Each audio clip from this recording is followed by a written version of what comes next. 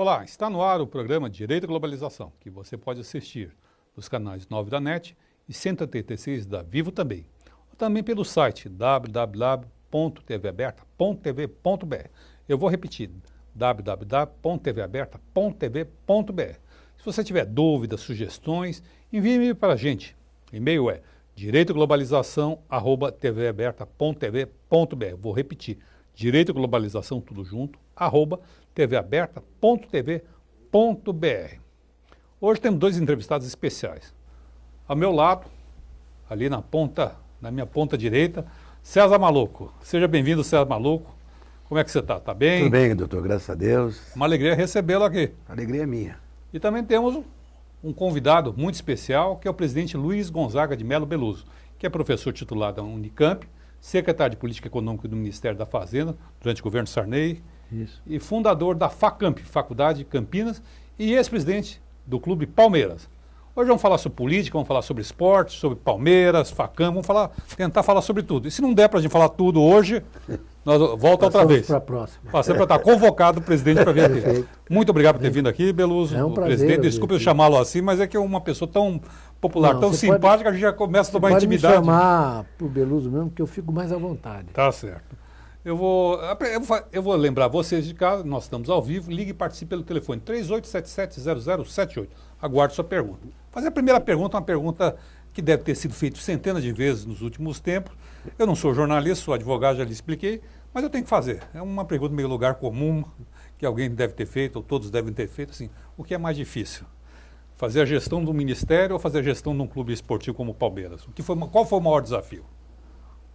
O Palmeiras é muito mais difícil, né? Pelas características de um clube de futebol, porque aí a emoção, tanto aquela que te agarra, né, assim, com paixão, como aquela que te rejeita, ela é muito mais forte, né? O César Verdade. jogou no meu time, né? E ele é meu ídolo, quer dizer, eu fico toda vez constrangido de vir aqui. Eu dei uma entrevista para ele outro dia, né? Porque eu ficava no alambrado ali, torcendo para ele, né?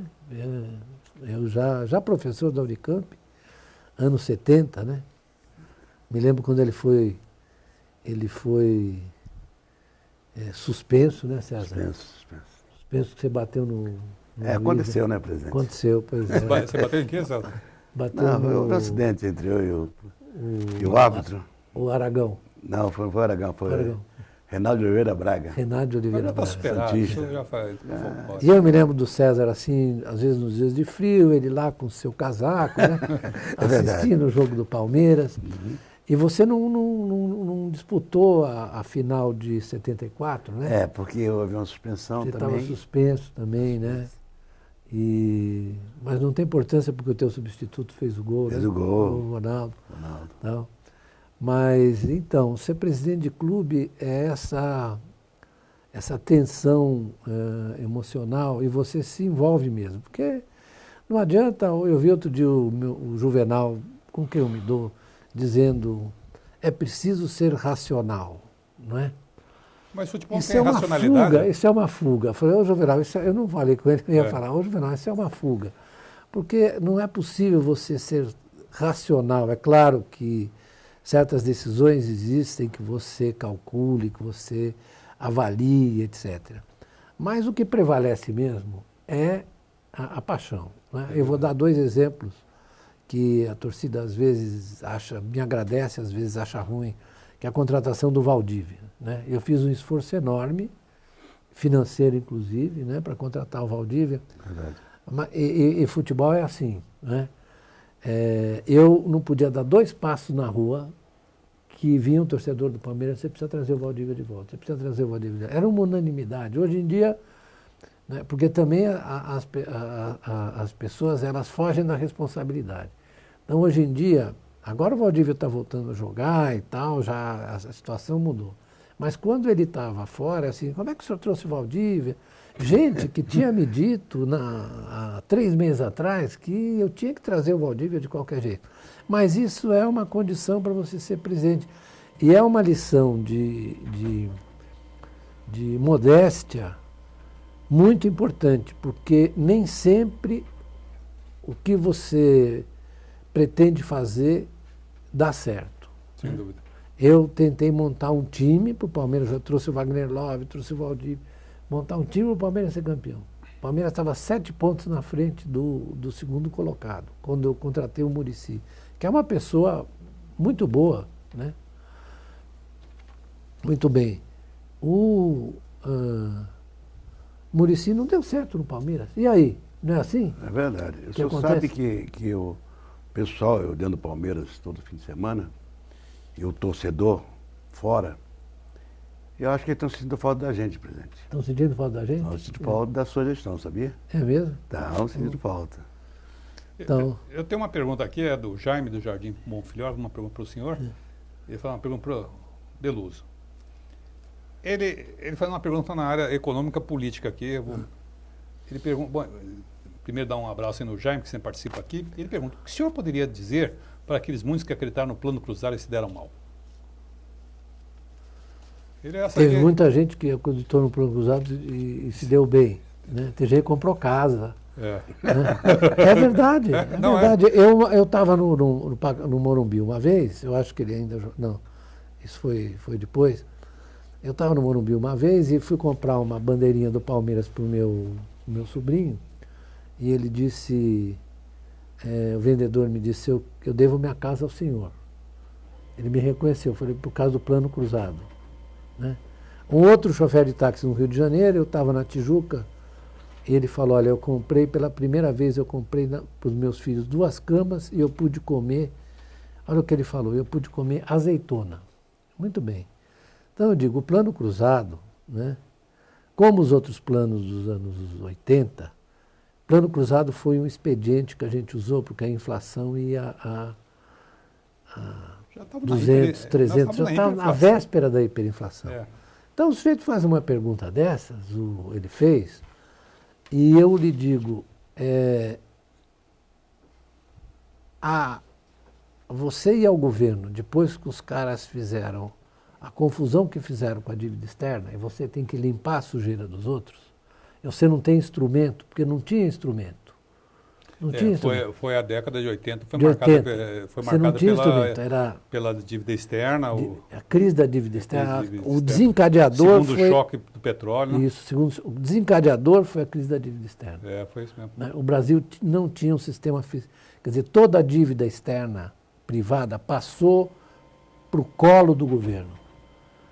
Vou dar um exemplo. Eu era secretário de Política Econômica e o presidente da empresa que acabou gerando a usina nuclear, presidente da empresa que fabricava os equipamentos, da Nuclep, chegava para mim e falava assim, olha, eu tenho uma dívida externa aqui de 2 bilhões, mas eu não tenho nenhuma receita, nem em dólar, nem em real. Quem é que pagava isso? O Estado brasileiro, o Tesouro. Né? Então, isso era verdade. Por exemplo, a Dersa aqui.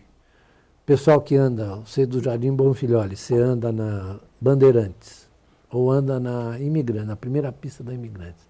Foi feito com o quê? Com dinheiro externo. Eu pergunto, você cobrava, por acaso, pedágio em dólar? Não. Quem é que tinha que pagar? Tem que lembrar que o crédito na década de 70, quando se construiu, era um crédito fácil, taxa de juros baixa e de repente houve o choque do petróleo, segundo e a subida da taxa, porque a subida da taxa de juros pelos americanos. Né? O presidente do Banco Central americano, já estamos falando de globalização, Paul Volcker. Eu estou aqui tomando uma aula, estou aproveitando. Não, é o Paul Volcker. Aqui os conhecimentos. Eu estava em Belgrado, numa reunião do Fundo Monetário, quando os europeus pressionaram, porque o dólar estava se desvalorizando muito rápido, os europeus começaram a fazer pressão para substituir o dólar por uma cesta de moedas. Ele voltou para os Estados Unidos, isso eu me lembro bem, no dia 12 de outubro, eu estava no aeroporto de Dubrovnik, voltando da Iugoslávia, quando abro o Financial Times e leio que ele tinha subido a taxa de juros de 6 para 12, de 12 ele subiu para 14, de 14 para 21. Né? Quebrou a gente. Sabe quanto nós devíamos? Se fala hoje é porcaria. Nós temos hoje 370 bilhões de reservas. Nós devemos 100 bilhões de dólares. Eu não tinha uma reserva. Não, as únicas reservas, como diz o Delfim, as únicas reservas que nós tínhamos eram os brincos da dona, da mulher do Figueiredo. É Dona Dulce, né? Dona Dulce, o brinco da Dona Dulce. A mulher do Figueiredo. É a única reserva que a gente tinha. Ele é muito irônico, né, o Delfim? É, irônico. Ele mesmo diz que ele diz o seguinte, ele conta a história, foi Delfim, conta a história da saída do Mário Henrique Simonsen do governo. Porque o Mário Henrique era um sujeito muito inteligente, muito bem dotado e tal, mas completamente alheio à realidade. Né? Então, quando o Volcker subiu os juros, na reunião de Belgrado, ele não estava, ele se mandou. E ele foi visto na praia Foi, eu agora lembro. Foi visto na praia tomando sol e tal. Exatamente. Aí disse que o Figueiredo chamou o Delfim e falou assim... Agora lembrei, está falando. O Figueiredo chamou o Delfim e falou, agora é você que vai pegar o abacaxi. Aí o Delfim falou, mas... E ele tinha entrado como ministro da Agricultura. Isso. Você lembra bem, você tem boa memória. Aí o Delfim falou, mas isso é uma gelada, você está me pondo uma gelada. Ele falou, não, mas não tem jeito, porque o Geisel, ele diz, o Geisel, que era o antecessor dele, né, fez um pinto botar um ovo de avestruz desse tamanho. Agora nós temos que costurar desculpe a expressão, costurar o negócio do pinto, entendeu? Esse que era o problema. E nós chegamos lá, a coisa, o pinto estava ainda com o negócio arrombado, entendeu? E aí que você tinha que fazer, né? Você tinha que empurrar a coisa, tentar impedir que você chegasse à hiperinflação. Porque a hiperinflação é uma coisa terrível. Né? Por quê? Eu vou ter que interromper aqui, que a gente vai para o intervalo. Eu estou falando demais. Não, aqui é um bate-papo, estamos entre amigos aqui. Nós voltamos já já. Lembrando a você de casa, nós estamos ao vivo, ligue e participe pelo telefone 38770078. Voltamos já já.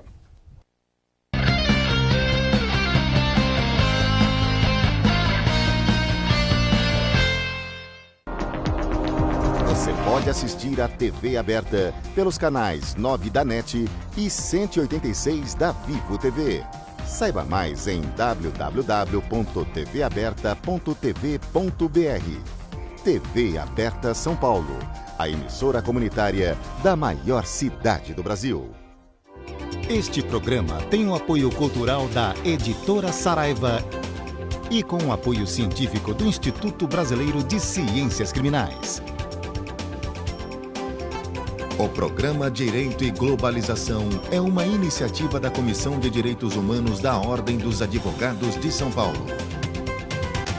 A detecção precoce aumenta a chance de cura do câncer de mama. Olhe e sinta o que é normal e o que não é em suas mamas. Caso perceba alterações, procure um médico. Se você tem mais de 40 anos, faça o exame clínico uma vez por ano com um profissional de saúde. Se você tem de 50 a 69 anos, faça também uma mamografia a cada 2 anos. O cuidado com a sua saúde é um gesto de amor à vida. Procure uma unidade básica de saúde e saiba mais. Melhorar sua vida, nosso compromisso. Se você apresentar febre alta, dor de cabeça, dor atrás dos olhos, no corpo e nas juntas, procure uma unidade de saúde. Pode ser dengue. Caso você já tenha sido diagnosticado e apresentar dores abdominais e vômito, não perca tempo. Retorne à unidade de saúde. Pode ser a forma grave da doença. O SUS preparou milhares de profissionais de saúde para te atender melhor. Juntos, somos mais fortes nesta luta.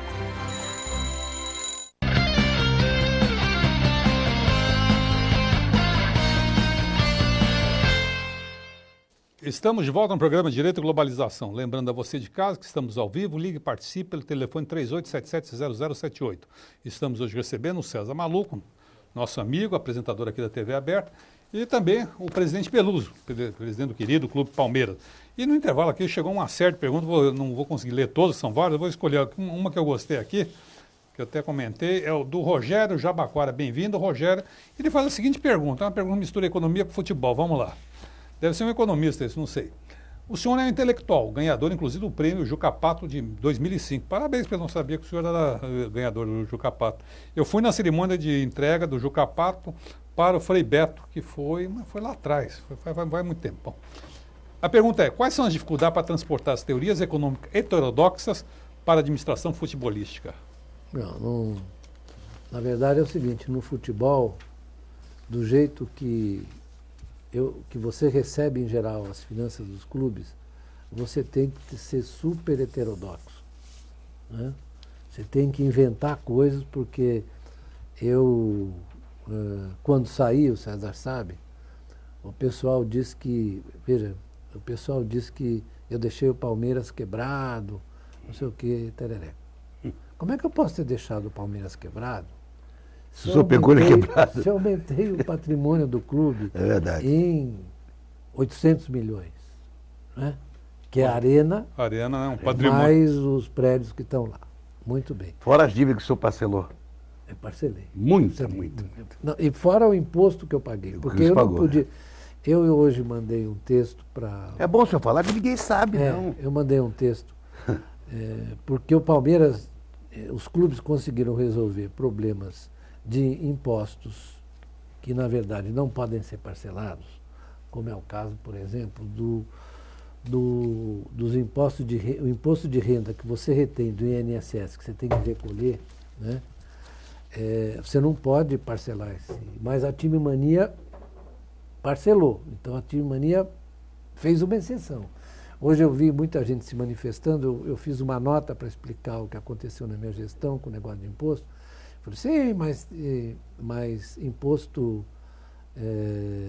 de renda que você recolhe dos atletas, de terceiros, e INSS que você recolhe, que você não pode parcelar. Não pode, porque é apropriação indébita. Apropriação indébita, muito bem. Eu para conseguir a CND, eu paguei 53 milhões de imposto. Que é imposto de terceiros, tira. Paguei 53 dos antigos. Eu nunca reclamei. Eu nunca disse assim, não, porque foi fulano que deixou. Isso. Você viu alguma vez eu reclamar? Não, jamais. Não, nunca reclamei. Você não tem que chiar. É como eu recebi o país daquele jeito, você tinha que dar um jeito, bloquear a hiperinflação. Não dá para reclamar o tamanho do ovo de avestruz. Não dá para reclamar do ovo de avestruz, você tem que tocar o barco. Então, administrar um clube de futebol com essas características, em geral o dirigente não está habituado a pagar imposto, não gosta. Onde é que eles desapertam? Eles desapertam pelo lado do imposto. Claro, a primeira coisa que cancela... A primeira coisa que você faz é desapertar pelo lado do imposto. Muito bem. Isso é uma prática universal. Veja só, não vou falar de outros clubes porque eu acho que é indelicado, mas veja só o caso de vários clubes que têm dívidas fiscais enormes, né? Não preciso aqui dizer o nome, e que, na verdade, conseguiram se arranjar, conseguiram a CND, conseguiram se arranjar. É muito complicado você administrar um clube, sendo que o que aconteceu nos últimos anos é que os salários dos jogadores e dos técnicos foram às alturas. E isso não é um problema de cada clube individualmente, isso é um problema da competição. Porque, assim, clube grande, ele tem que estar disputando o título, né? Para disputar título, você precisa ter time bom. Para ter time bom, você tem que pagar. Então, você olha, todos os clubes brasileiros estão com as folhas inchadas. Então, se você não tiver uma ação comum para estabelecer limites, você, como presidente de clube, está condenado a fazer coisas que você não deveria. Como, por exemplo, comprar um jogador muito caro ou fazer uma outra coisa assim. Mas você não pode, porque o clube, né, disputa uma competição esportiva. Ele não é um banco, nem está fazendo uma concorrência entre empresas que têm dimensão econômica, ou que têm, essencialmente, são entidades econômicas. O clube não é uma entidade esportiva que tem problemas econômicos, né, e financeiros. Então, se você não estabelecer uma regra geral, veja o que fizeram, por exemplo, alguns países que estabeleceram os tribunais de contas esportivos para estabelecer, olha, o clube só pode gastar uma certa percentagem da sua receita, né, no pagamento de salários, etc, etc. Então, se você não tem essa regra, E se você é presidente de um clube grande, você está condenado a... Mas o Tribunal de Contas é do próprio clube, não uma... Não, o Tribunal de Contas é uma instituição pública que cuida disso o tempo inteiro. Mas tá cheio de perguntas aqui, eu não sei qual pergunta... Faça qualquer uma. Faça a mais chata. Qual é a mais chata? Pô, o senhor quer uma chata mesmo? Quero uma chata. Uma chata desagradável? Não, o presidente sempre... Desagradável. Eu vou fazer. Sempre gostou. Não. O senhor está pedindo aqui que tem muitas, desculpe, pessoal de cá, tem muita pergunta aqui e o presidente pediu para fazer uma pergunta chata. Então eu vou, desculpe, não é minha pergunta, não faria, mas eu vou fazer a chata. Miguel de Moema. O Miguel de Moema, bem-vindo, Miguel. Ele pergunta, por que o senhor e outros membros da equipe econômica do governo Sarney... Por que o senhor e outros membros da equipe econômica do Sarney saíram ou foram demitidos do governo? Essa é chata. Não, não é chata. Não, isso é bom explicar. É bom, tá bom. Eu vou explicar. É o seguinte, por quê? Porque é muito assim... Porque quem saiu foi o ministro, eu era secretário de Política Econômica. Quem saiu foi o Quem era o ministro na época? Era o Dilson Funaro. Ah, o Dilson Funaro, isso. Muito bem. Nós saímos... porque ao longo da administração do Plano Cruzado surgiram vários incidentes com o presidente. Né?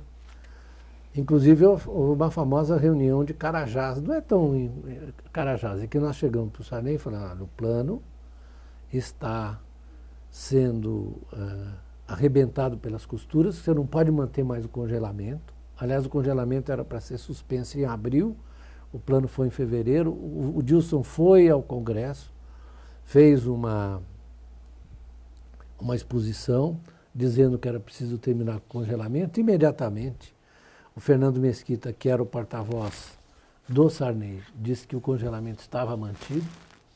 Né? Então, vou explicar para você, tentar explicar para você, que é um cidadão que merece explicação, como é que era a coisa, né, César? Era o seguinte, na reunião de Carajás, quando nós chegamos em Carajás... Carajás é aquele projeto. Carajás é aquela mineradora. Aquela mineração, aquela mina enorme. Né? Serra dos Carajás. E nós fizemos a reunião lá, pedimos para o Sarney para fazer, porque nós queríamos adverti-lo de que o plano estava começando, estava difícil, estava começando a fazer água. Muito bem. Nós fizemos essa reunião, mas quando chegamos a Carajás, aconteceu um incidente muito desagradável, que, na verdade, na minha opinião, acabou sendo importante para o resultado da reunião. Os trabalhadores estavam saindo da mina, e sabe que lá a mina é a céu aberto, né? Nos ônibus. E nosso micro-ônibus, eu estava ao lado do meu amigo João Manuel Cardoso de Mello, que é meu sócio na Facamp hoje, e é meu amigo desde os 11 anos de idade, nós fizemos tudo junto, né? A única diferença entre eu e ele é que ele é São Paulino, mas eu consegui fazer com que o filho dele fosse palmeirense. Isso aí. O filho dele é palmeirense fanático, mas, enfim. Aí levanta um sujeito do ônibus, bota meio corpo para fora e diz o seguinte, isso é no meio do congelamento, Sarney, você é Deus. Aí eu virei para o João Manuel e falei, João Manuel, ferrou. Ferrou porque o homem... Aí à noite... como ele percebeu o Sarney, com quem eu tenho boa relação pessoal, não tem nada a ver. Ele percebeu que havia que o negócio ia ser encaminhado, a discussão ser encaminhada para mudanças importantes do plano, para que a gente não... Era muito difícil, né? Porque sem reservas, não tinham nada. É muito difícil fazer um plano de estabilização. Depois, se alguém quiser, eu explico por quê. Mas nós tínhamos um meio de fazer uma saída menos dolorosa do plano. Né? Mas o Sarney me chamou lá e falou, diga para esses meninos, que era o André Lara Rezende, que eles não têm experiência nenhuma, que nós estamos aqui, nós queremos um desenvolvimento do país. Falei, não, tudo bem, presidente, mas o plano está em cacos, o plano vai estourar. Né? E... bom, a discussão foi nós falando que não dava mais, ele insistiu. E depois de Carajás, aí é o seguinte, existe uma estrofe do hino brasileiro que diz assim, um filho teu não foge à luta. Né? Exatamente. Então teve uns que começaram a vazar, porque estavam vendo que o negócio... Nem todos, Isso né? aí fora. Nem todos. E eu disse ao Dilson, eu fico com você até o fim, mesmo que a gente tenha que aguentar depois. Isso é da vida. Se é homem público, tem que sofrer essas coisas. Sem dúvida. Um filho teu não foge à luta. Você não pode fugir, os outros foram saindo, saiu o presidente do Banco Central, quero o braço, saíram os outros, né? E nós ficamos lá. Quando o Dilson apresentou a carta de demissão ao Sarney, nós saímos junto com ele. Né? Então, como é que é o nome dele? Miguel de Moema. Miguel, a história é essa. Nós não fomos nem demitidos, nem nada. Nós pedimos demissão no momento em que não havia mais condições de permanecer lá. Nós estamos no último minuto aqui do programa. Eu vou fazer uma pergunta, mas no próximo bloco eu queria especular um pouco, que o senhor vai ter que sair, o senhor tem um compromisso aí, sobre a sua relação com o governo Lula. Então nós vamos voltar e vou tentar responder as perguntas aqui. Mas nos aguarde no próximo bloco no programa Direito e Globalização. Até lá e obrigado por enquanto.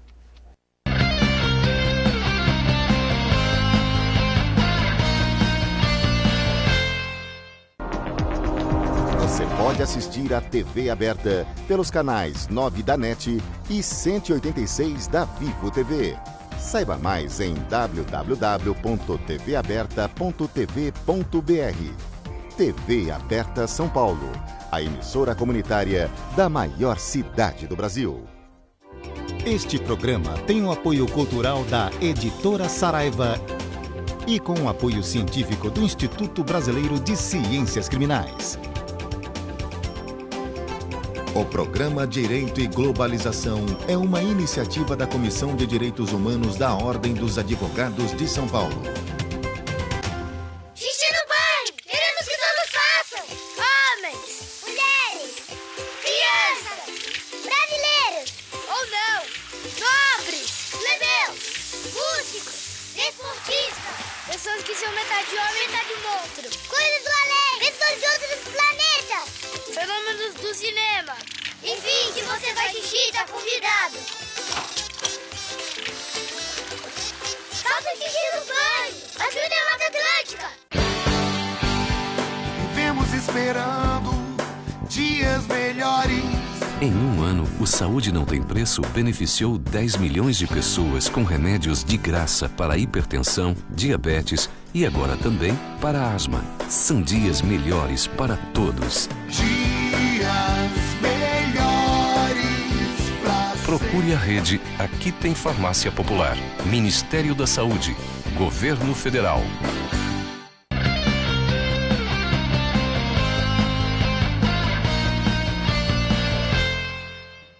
Estamos de volta no programa Direito e Globalização. E registramos aqui, que gostaria de fazer assinalar, é o Rubens. O Rubens diz o seguinte: estava assistindo o programa na casa do cunhado. Ele foi para casa e ligou para dizer que, apesar de ser corintiano, está gostando do programa. Tá vendo? Olha aí. Agora tem uma pergunta aqui, é do Orlando de Santana para o César.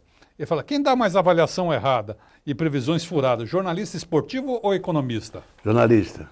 Esportivo ou... Esportivo. Ah, tá certo. Então, como é que é o nome dele? Esse é o Orlando de Santana. Orlando é o seguinte, eu vou fazer aqui um comercial do meu livro, Os Antecedentes da Tormenta. Sabe por quê? Porque eu previ direitinho como ia ser a crise econômica de 2008. Se você quiser ver que economista também... Eu erro muito, que economista também pode acertar, né? Você leia o meu livro, Os Antecedentes da Tormenta. Estou fazendo um comercial aqui. Né? Por favor. Os Antecedentes da Tormenta. Eu conto tintim por tintim como é que ia ser a crise antes dela ocorrer. São vários artigos escritos antes dela ocorrer. Às vezes a gente, é normal que economista erre. Aliás, previsão, todo mundo erra. Porque o futuro é incerto. É verdade. Você não pode adivinhar o futuro. Você pode apontar certas tendências. Né? Você vê, os economistas todos que hoje estão pontificando aí, porque economista é sabão também, né?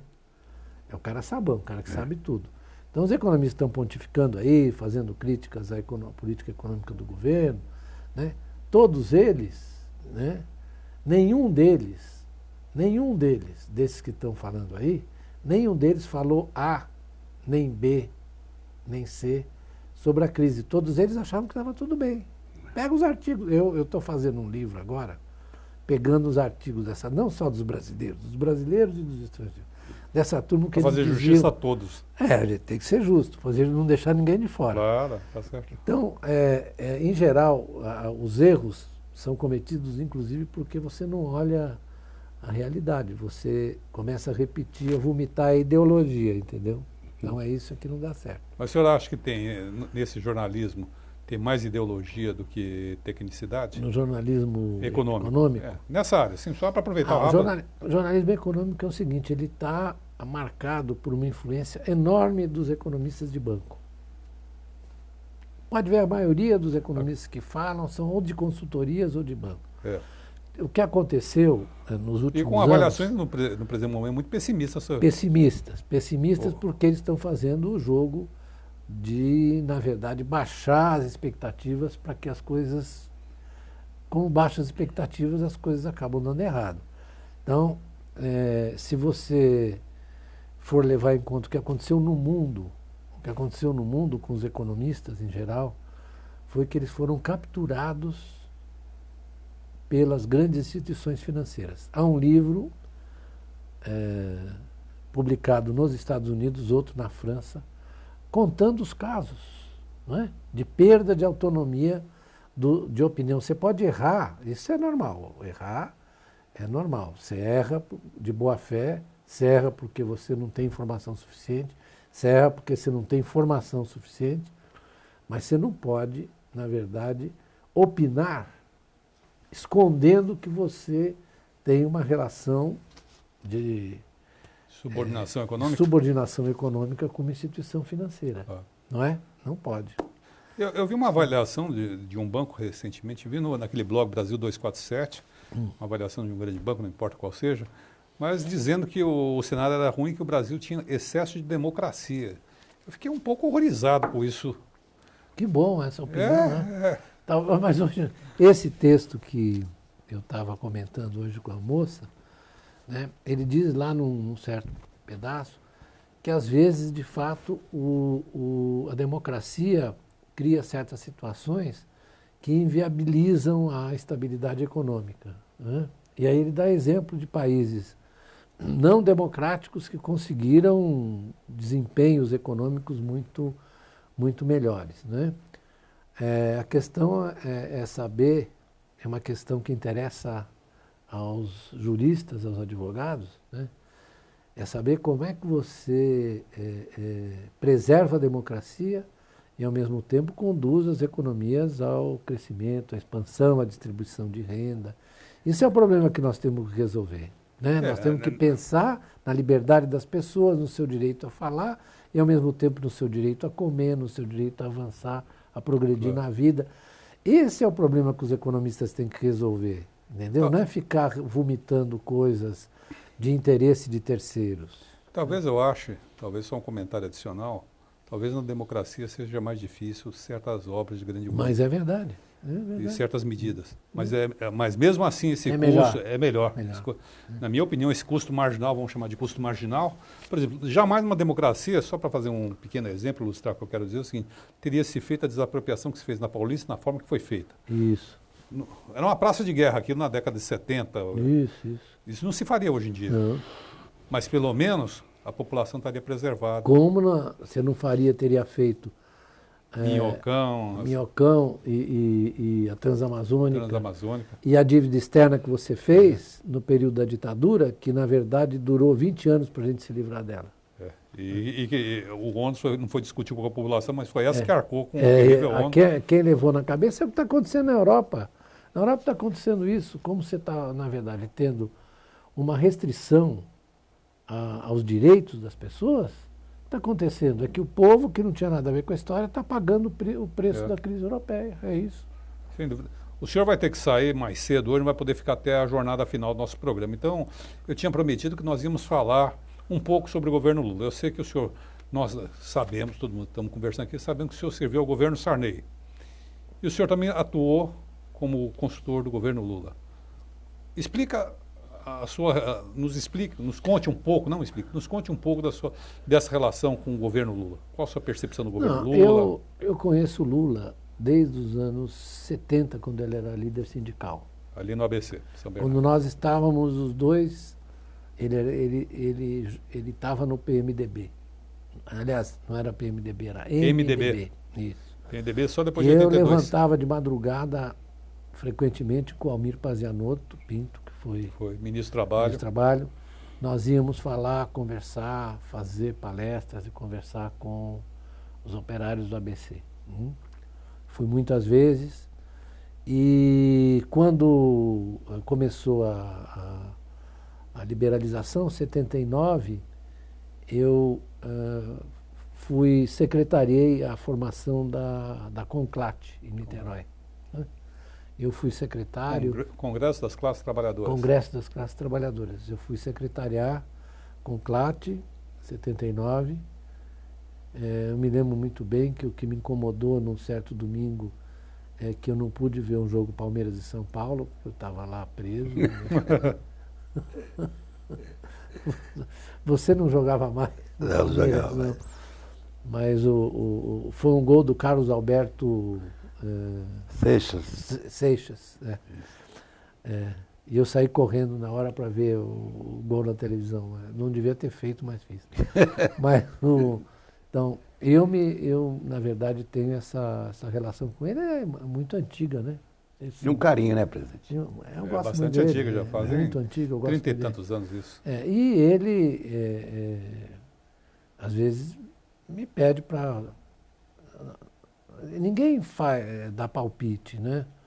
Eu converso com ele conversa comigo. Ele é um homem inteligente. É um homem inteligentíssimo, né? Ele é um homem inteligentíssimo. Eu vejo em vista que não tem nenhuma formação cultural de base, ele é impressionante. Chegou onde chegou. A história desse homem é extraordinária. Goste dele ou não, é extraordinário. Mas o pessoal fica incomodado com isso, porque como ele é uma pessoa que não teve oportunidade e, na verdade, se criou na luta política, né? Mas isso é demanda de preconceito. Nossa Senhora, que as pessoas têm preconceito. Agora, ele é ele é acima da média, ele é muito inteligente. Não tem dúvida quanto a isso. Na crise de 2008, quando ele chamava a mim, ao Delfim, ao Luciano Coutinho, ao Guido, ele pegava aquilo que era essencial. Porque a gente, às vezes, faz muita coisa que tem a ver com a sua formação e você começa a enrolar, etc. Ele ia naquilo que era fundamental e a nossa saída da crise de 2008 foi realmente uma coisa brilhante, né? Brilhante. Ele ainda falou, é uma marolinha. Ele falou, era uma marolinha. Na época eu fiquei com medo, viu? Eu achei que não ia ser uma marolinha. Mas ele foi muito competente ali, porque ele, sobretudo, ele sabe ligar as coisas, articular as coisas. É inteligência, e né? transformar isso numa ação política, né? A situação da Dilma hoje, e aconteceu ontem também, ele no lugar dela ele já teria resolvido com bate-papo, devagarzinho, com a conversa, você não acha? Porque ele tem esse traquejo do líder sindical, né? Ele... Não chegaria tanto, né? Eu estou impressionado com duas figuras hoje, né? Com ele, com o comportamento dele muito discreto nessa situação, né? E é isso mesmo que ele tem que fazer, porque ele está corretíssimo. E com o Papa. Você não gostou do Papa? Eu gostei. Eu gostei muito do Papa. Ele foi muito franco, eu não sou religioso, cara muito humano. Sou criado dentro do catolicismo, mas eu sempre me pus um pouco a par disso. Mas ele me sensibilizou, a figura humana dele me sensibilizou. E a simplicidade dele, a franqueza. E ele disse o seguinte, uma coisa muito importante, né, para terminar. Quando a Bolsa cai 5 pontos, né, ou 10 pontos, o pessoal fica nervoso. Agora, quando morre de gente em Bangladesh, ninguém vê. É verdade, é verdade. É isso mesmo. Com essa simplicidade é que nós vamos terminar o programa. Eu acho que aqueles argentinos, aquelas pessoas que não gostavam, alguns, né, brasileiros que acham o argentino antipático e tal, passou a gostar. Na verdade. Até o jeito de você ver. Passei a gostar de um argentino. Passei a gostar do argentino. Professor Beloso, eu agradeço a sua presença aqui. Eu que agradeço o convite. Eu quero tê-lo de volta aqui para podermos conversar mais. Conversa muito agradável. Aprendi muito com o senhor, fiquei tendo aula, inclusive quando o senhor estava na outra entrevista por telefone, fiquei tendo aula, recolhendo conhecimento aqui com o senhor. Muito obrigado pela sua presença e espero contar com você outra vez aqui conosco. Com o maior prazer. Nós não falamos da Facamp, né? Pois é, tem uma pergunta aqui, eu vou dar uma esticadinha aqui, que vem nesse sentido. Fala sobre a Facamp. 2 minutinhos que o senhor tem. Vamos segurar um pouco. Fala, a Facamp. É um projeto que eu teria, inclusive, interesse de conhecer pessoalmente. Por que você não vai lá? Vou lá. Você está convidado. Obrigado. Você está convidado a ir lá. É verdade, você também. Vamos lá, César. Vamos lá. Nós, quando nos aposentamos, né? João Manel, eu e a professora Eliana, mais o nosso sócio Eduardo Rocha Azevedo, que foi presidente da Bolsa, aliás, mas queria acabar, não queria mais o mercado financeiro, queria se dedicar a outras coisas. Ele que entrou com o dinheiro, porque professor universitário não tem dinheiro, né? Então nós em geral ganha-se muito mal. Eu digo a você que eu não... Depois podemos falar dessa história. Eu não estou insatisfeito com a minha aposentadoria. Aliás, ela é injusta, porque ela é muito maior do que recebe a maioria dos brasileiros, né? Eu disse isso outro dia numa reunião de professores, quase apanhei lá, mas é verdade. Nós resolvemos formar a Facamp, né? Uma escola assim nós temos 2.800 alunos. Quais são os cursos? Nós temos Direito, Economia, Relações Internacionais, Design, Administração, Propaganda e Marketing. Será que eu estou esquecendo alguma? Acho que não. Temos Engenharia de Produção e estamos criando Engenharia Elétrica, também Engenharia da Computação. Estamos criando mais 2 cursos. Mas não queremos crescer muito, as classes são pequenas e é quase que a gente trata daquilo como uma coisa assim, uma boutique, né? E nós temos, graças a Deus, tido sorte, porque é tempo integral, o aluno entra às 8 e sai às 5. Inclusive Direito? Inclusive Direito. Inclusive Direito. Eu vou lá visitar. Vá, por favor. Vá lá, me faça essa gentileza. Dizendo, olha, eu vou visitar a Facamp, você será muito bem recebido, eu vou te mostrar, você também. Bom, obrigado. Né? Tá cheio de palmeirense lá. Ótimo. Né? O pessoal vai fazer uma festa. Fazer uma festa para você. Isso. E é uma experiência muito, muito para nós, né, professores, eu dou aula ainda, né? Para nós, professores, é uma coisa muito instigante e cada vez mais. A coisa que mais me deixou feliz nos últimos anos foi uma carta dos alunos que se formaram, agradecendo a liberdade que eles tiveram, o estímulo que eles receberam e a permanente assistência dos professores. Poxa, isso é gratificante. Isso é gratificante. Isso é gratificante. É difícil ouvir isso muito nos tempos atuais. Eles eu mandei botar isso é uma coisa que foi logo depois que eu saí do Palmeiras, meio chateado por não ter ganho nada, né? Deixei lá a arena. Mas o senhor ganhou muitos amigos. Ganhei muitos amigos. Ganhou admiração. Admiração de...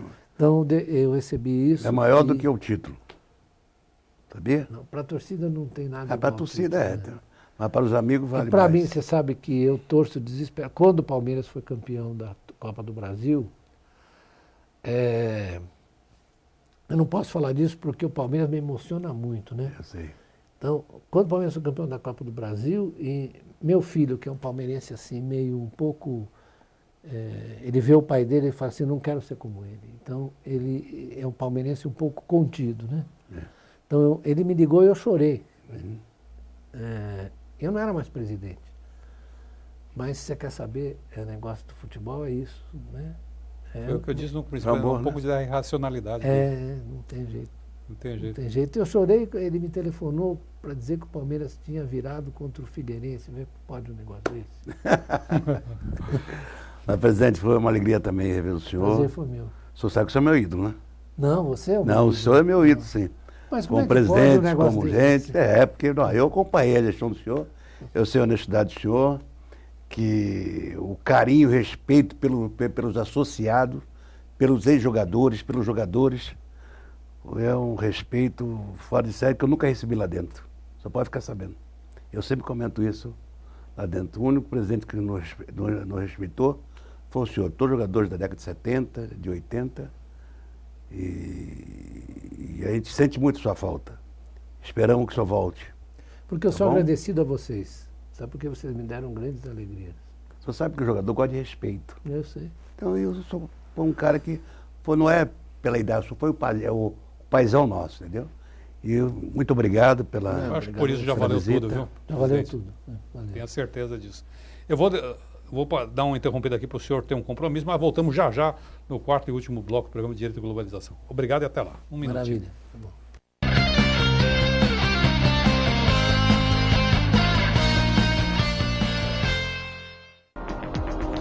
Você pode assistir a TV aberta pelos canais 9 da NET e 186 da Vivo TV. Saiba mais em www.tvaberta.tv.br. TV Aberta São Paulo, a emissora comunitária da maior cidade do Brasil. Este programa tem o apoio cultural da Editora Saraiva e com o apoio científico do Instituto Brasileiro de Ciências Criminais. O programa Direito e Globalização é uma iniciativa da Comissão de Direitos Humanos da Ordem dos Advogados de São Paulo.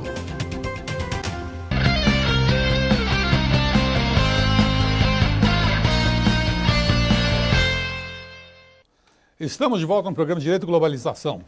Lembrando você que estamos ao vivo, ligue e participe pelo telefone 3877-0078. E esse programa, estamos recebendo hoje César Maluf. Quem estava aqui conosco era o presidente Beluso. Beluso. Mas que homem, né? Maravilhoso. Presidente, sinal, fez uma boa gestão, só que tem que ele foi muito torcedor, entendeu? Eu acredito que se ele fosse mais firme como presidente, somente com a torcida, mas o presidente vive de resultado, né? Hoje o Palmeiras hoje está sentindo falta da gestão dele. Dos homens que ele deixou um acompanhavam. legado muito grande, foi o Arena. Isso aí é um Deixou a Arena, ele parcelou a dívida que o Palmeiras tinha na época. Eu acho que foi um grande presidente. Agora, só quem está de fora não sabe o que acontece lá dentro. Na época eu era conselheiro, como sou até hoje, mas foi uma gestão maravilhosa. Ele fez uma gestão como o Delfino Facchina, que nos anos 60, que foi me pegar no Flamengo, trouxe para cá, o homem... Mas só que tem que ele era mais firme, entendeu? O Beluso ele veio do arquibancada, veio como torcedor e chegou até a presidência. Ele vem de uma do tradição Palmeiras. democrática. Isso, um cara inteligentíssimo, professor, né? Está acostumado ao diálogo. Não está acostumado com bagunça, a realidade é essa. Não está acostumado com bagunça. E ninguém entendeu ele por ser um cara educado, né? Falar manso, um cara que respeita todo mundo. E muita gente lá mal educada não respeitou por isso. Tem que pegar um grosseirão às vezes. Aí eles respeitam. Não, mas daí reclamam, fulano é grosso. Fulano é grosso, é verdade, é verdade. Mandar uns gritos com os caras.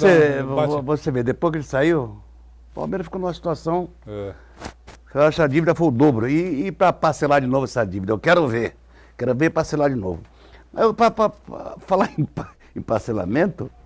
E aí, nosso Atlético, presidente? Pois é, eu estou esperando você falar. Parabéns. Obrigado. Mas campeão da América, um espetáculo. Eu torci tanto em casa, nossa senhora. Foi um jogo bonito, Foi um jogo bonito, foi merecedor. Mas que goleirão, hein? Goleirão. Rapaz, você sabe que eu estava comentando aqui ainda hoje, que a gente está com uma boa safra de goleiros no E Brasil. pior que o Filipão não convocou. Pois é. Isso é brincadeira. O próprio... O Ronaldo. O Ronaldinho deveria ser convocado, Ronaldo. Ele está fazendo a diferença. O Gaúcho.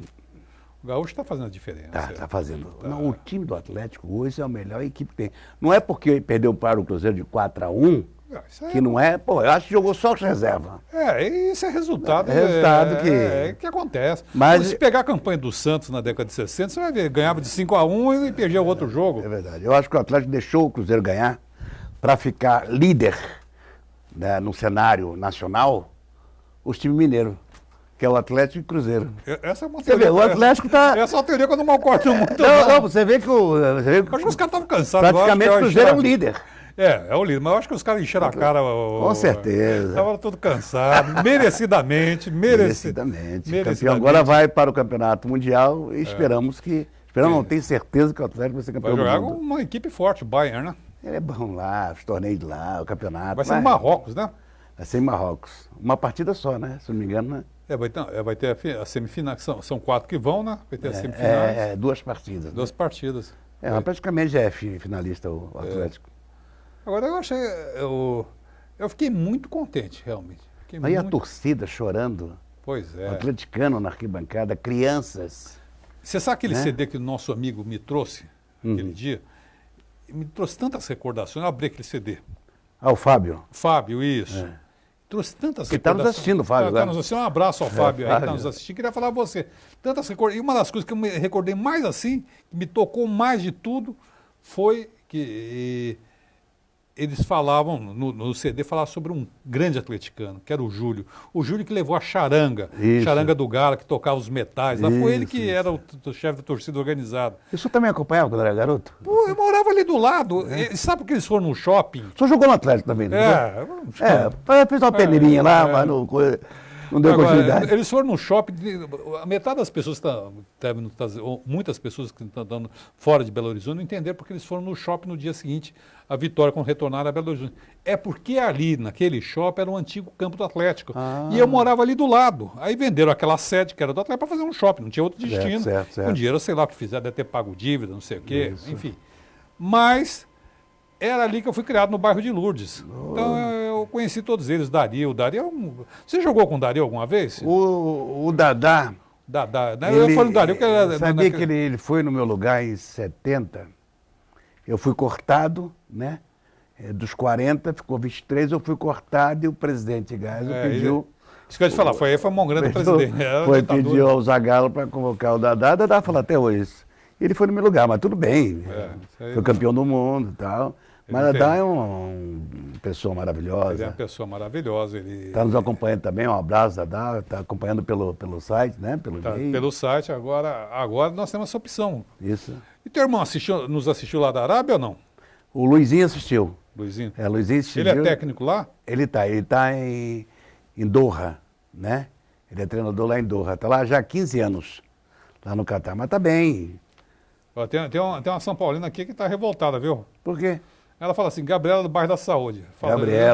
Gabriela, eu não sei a quem ela está falando, mas fala você, não sei se sou eu ou você, mas é um de nós dois. Você fala muito em democracia exercida pelo Beluso no Palmeiras. É certo. Eu não sei se sou eu ou você que falou isso. Mas você se lembra quando ele chamou o São Paulo de São Paulo de Bambi e com gravação para confirmar? Eu me lembro. Você se lembra? Não, aquilo não foi. Foi que no entusiasmo do torcedor da Mancha, mas ele tem um respeito pelo São Paulo tremendo. Você vê, pela situação, dizem que fez a má gestão.